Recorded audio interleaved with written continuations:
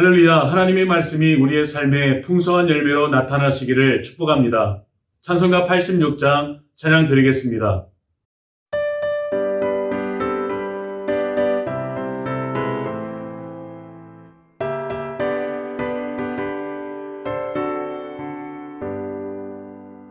내가 늘지 않은 예수 나의 상처 입은 심령을 불쌍하게 여기사 위로하여 주시니 기쁘신 나의 좋은 친구 내가 의지하는 내 의지하수 나의 사모하는 친구 나의 기도 들으사 응답하여 주시니 기쁘신 나의 좋은 친구 주의 손 의지하고 살 때 나를 해할 자가 없도다. 주님 나의 마음을 크게 위로하시니 기쁘신 나의 좋은 친구 내가 의지하는 내 의지하수 나의 사모하는 친구 나의 기도 들으사 응답하여 주시니 기쁘신 나의 좋은 친구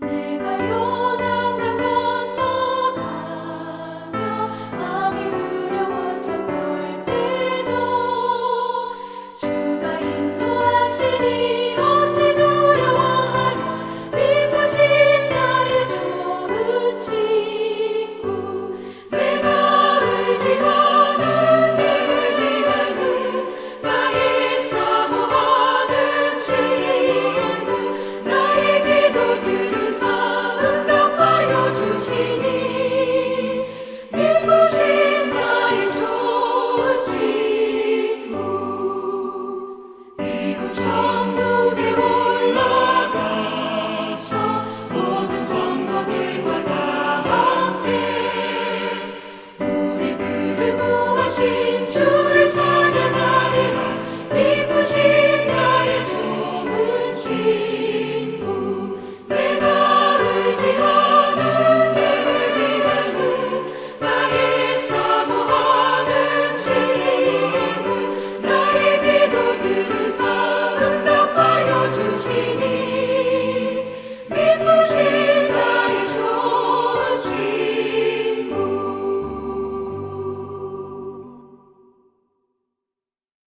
하나님의 말씀은 열왕기상 12장 12절에서 20절입니다.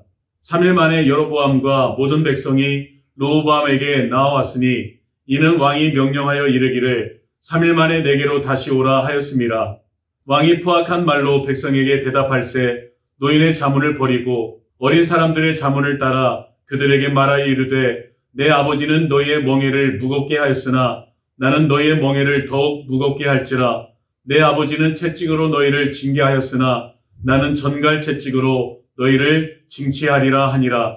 왕이 이같이 백성의 말을 듣지 아니하였으니 이 일은 여호와께로 말미암아 난 것이라. 여호와께서 전에 실로 사람 아히야로 느밧의 아들 여로보암에게 하신 말씀을 이루게 하심이더라. 온 이스라엘이 자기들의 말을 왕이 듣지 아니함을 보고 왕에게 대답하여 이르되 우리가 다윗과 무슨 관계가 있느냐? 이새의 아들에게서 받을 유산이 없도다. 이스라엘아 너의 장막으로 돌아가라. 다윗이여 이제 너는 내 집이나 돌아보라 하고 이스라엘이 그 장막으로 돌아가니라. 그러나 유다 성읍들에 사는 이스라엘 자손에게는 르호보암이 그들의 왕이 되었더라. 르호보암 왕이 역군의 감독 아도람을 보냈더니 온 이스라엘이 그를 돌로 쳐 죽인지라. 르호보암 왕이 급히 수레에 올라 예루살렘으로 도망하였더라. 이에 이스라엘이 다윗의 집을 배반하여 오늘까지 이르렀더라. 온 이스라엘이 여로보암이 돌아왔다 함을 듣고 사람을 보내 그를 공회로 청하여 온 이스라엘의 왕으로 삼았으니 유다 지파 외에는 다윗의 집을 따르는 자가 없으니라. 왕이 된 르호보암은 앞길을 선택하는 중요한 갈림길에 섰습니다. 하지만 르호보암의 선택은 어리석었고 백성들의 마음은 떠나갔습니다. 그 결과 북왕국 이스라엘과 남왕국 유다로 분열되는 큰 아픔을 겪었습니다. 섬기는 왕이 아닌 섬김을 받고자 했던 르호보암의 연약함을 통해 올바른 선택의 중요성에 대해 생각하게 됩니다. 올바른 선택을 하기 위해서는 어떻게 해야 합니까? 첫째, 상황을 바르게 이해해야 합니다. 르호보암을 찾아간 여로보암과 백성들은 솔로몬 왕 때 지은 고역과 멍에를 가볍게 해달라고 요구하며 그래야만 왕을 섬기겠다고 말했습니다. 르호보암은 그들에게 대답하기 전에 백성들이 왜 그러한 요구를 하는지 살펴봐야 했습니다. 그러나 그는 상황 파악도 하지 않았고 백성들의 이야기에도 관심을 두지 않았습니다. 백성들은 경청하지 않는 왕의 모습에 실망하고 돌아갔습니다. 하나님이 맡겨주신 백성을 바르게 통치하기 위해서는 듣는 마음이 꼭 필요합니다. 결국 백성들의 고충과 아픔에 관심 갖지 않고 다스려야 할 나라의 상황도 제대로 파악하지 않은 르호보암으로 인해 다윗이 이룬 통일 왕국은 분열되고 말았습니다. 지혜로운 선택을 하기 원한다면 상황을 다각적으로 살피고 충분히 이해한 후에 선택해야 잘못과 실수를 방지할 수 있습니다. 둘째, 누구에게 묻고 있는지 돌아봐야 합니다. 선택의 기로에 있던 르호보암은 결정을 내리기 위해 사람들을 불러 논의했습니다. 솔로몬을 생전에 모셨던 원로들과 자기와 함께 자란 젊은 신하들 이 두 그룹과 상의했습니다. 원로들은 백성들의 필요를 살피면서 긍휼을 베풀면 그들이 왕을 영원히 섬길 것이라고 자문했습니다. 반면 젊은 신하들은 아버지 솔로몬보다 더 무거운 멍에를 지게 하여 왕의 권위를 보여주라고 했습니다. 선택의 갈림길에서 르호보암은 사람들에게 조언을 구했습니다. 하지만 하나님의 뜻을 묻는 모습은 찾을 수 없었습니다. 무엇이 바른 길인지 깨닫게 하시는 분은 하나님이십니다. 그러한 하나님께 묻지 않았기에 르호보암은 올바른 선택을 내릴 수 없었습니다. 인생의 갈림길에서 올바른 선택을 하기 원한다면 하나님께 기도하며 그분의 뜻을 구해야 합니다. 셋째, 선택의 결과가 있음을 기억해야 합니다. 르호보암이 젊은 신하들의 자문에 따라 가혹한 말로 백성들에게 답하자 온 이스라엘은 우리가 다윗과 무슨 관계가 있느냐, 이세 아들에게서는 받을 유산이 없다며 반발했습니다. 그들은 르호보암이 보낸 강제노동 책임자인 아도람을 죽이고 다윗 왕조에 반역하여 여로보암을 왕으로 삼았습니다. 르호보암의 잘못된 선택으로 인해 이스라엘은 유다와 벤자민 지파를 중심으로 한 남왕국 유다와 여로보암을 왕으로 삼은 10지파의 북왕국 이스라엘로 분열되었습니다.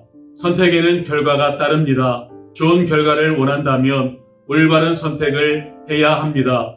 지금 나에게 주어진 상황은 이전에 내가 선택한 결과입니다. 우리가 올바른 선택을 해야 하는 이유는 삶의 결과로 선명하게 나타나기 때문입니다. 누구나 인생의 갈림길에 서게 되고 그러면 무언가를 선택해야 합니다. 그래서 바른 선택을 위한 원칙이 있어야 합니다.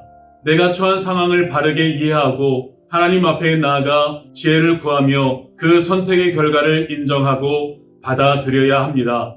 오늘 르호보암의 선례를 통해 우리는 올바른 선택을 하는 지혜를 얻고 행하여 좋은 결과를 맺는 삶이 되어야 합니다. 기도하겠습니다.